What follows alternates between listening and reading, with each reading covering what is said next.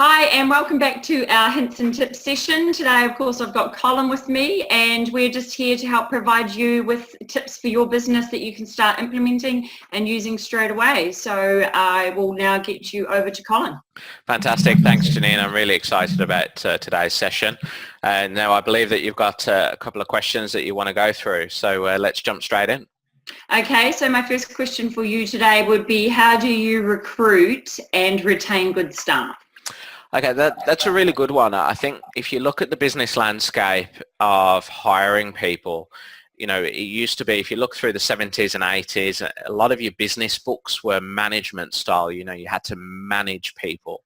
Whereas, if you look at brands like Facebook and Google, they've very much created this fun working environment of a buy-in.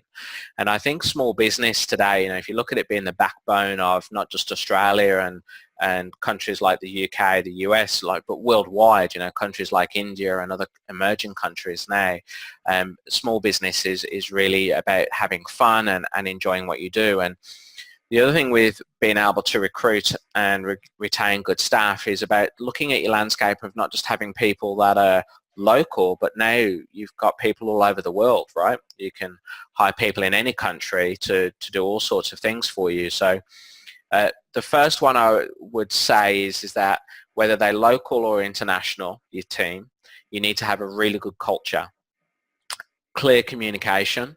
I know that, Janine, we do a lot with videos, right? So, getting the communication over with videos. I think you really enjoy doing the videos when you're communicating with our team and other people's teams. How do you find the videos? Yeah, it's more personal. So especially if you don't get to meet someone in person, because you can employ someone that you never actually meet in person. So at least with the video, it's putting a face on things, and it also makes the communication so much easier. Like in the past, as you know, I would have used a lot of documents to try and give someone work, and I realized that a lot of that gets lost in interpretation. So with a video, it's pretty clear. It is like having a conversation.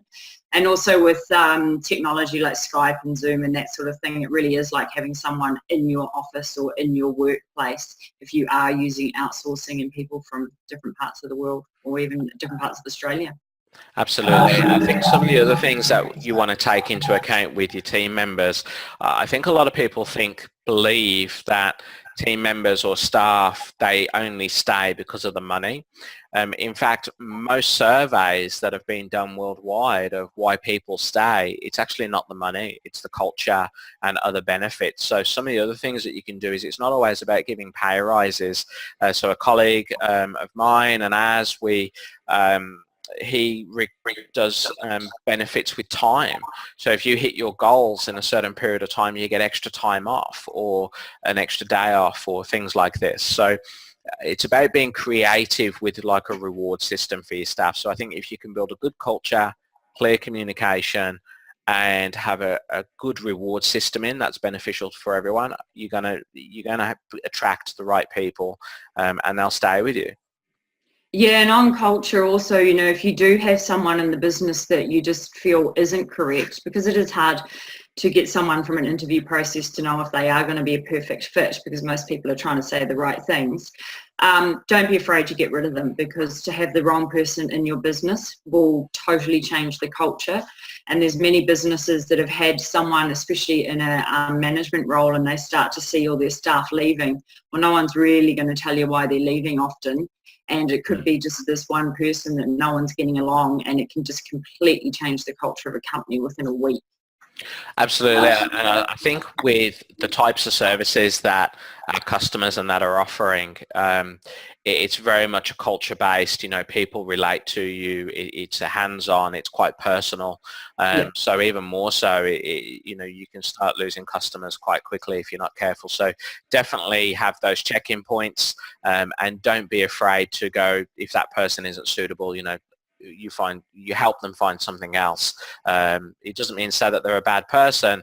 They may just not be suitable for your culture or your working style. So. Oh, absolutely. They will have skills that someone else would love to have. They're just not a fit for your culture. Yeah, and as you say, and especially in a business like Lash and Brows, where it is, it's a real customer base and you've got people, if there's something going on in your workplace, someone will feel that, your customers will feel that, and you just can't afford to take that risk because basically people are there because they like you and they like your business.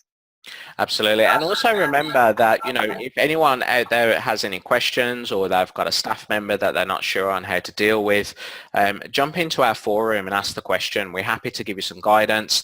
We might even have some checkpoint documents that you can use. So don't just watch the video and go, okay, well, what do I do now? We're here to help. So if you do have any questions about staff or performance, etc., jump onto our Facebook page group and we'll be happy to help you. And yeah, just one further tip on actually the recruiting. Don't recruit people in a real robotic manner. Like be personable. Open up and talk to them. Don't sit there with a set of questions that you've copied off the internet, asking one after the other. Things like, tell me about yourself. What is your weakness? People don't talk about that stuff. You're not going to tell them your weaknesses or your weaknesses in the business. Have a conversation with them because that way you'll work out if they really do fit. And don't rush the recruitment process, even if it takes 2, 3, even 4 interviews, or you need to take someone out for a coffee or something like that. The money that you'll save by recruiting the right person is worth the time. I know it can seem like a long and painful process sometimes, but in the end it really is worth it to take the time to get the person that's going to fit your culture, be in line with your values and take your company message out there. Absolutely. That's a great finishing thought there, Janine. I think that's really important to do that. Do the work once, right? So yeah, because the cost of hiring the wrong person, like you ask any entrepreneur or business owner, they'll let you know, it really is an expensive process if you hire the wrong person.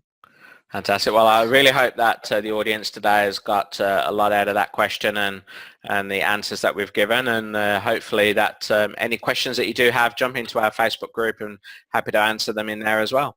Thanks for joining us. Yeah, thanks for joining us today, and we'll be back with another tip for you soon. Bye.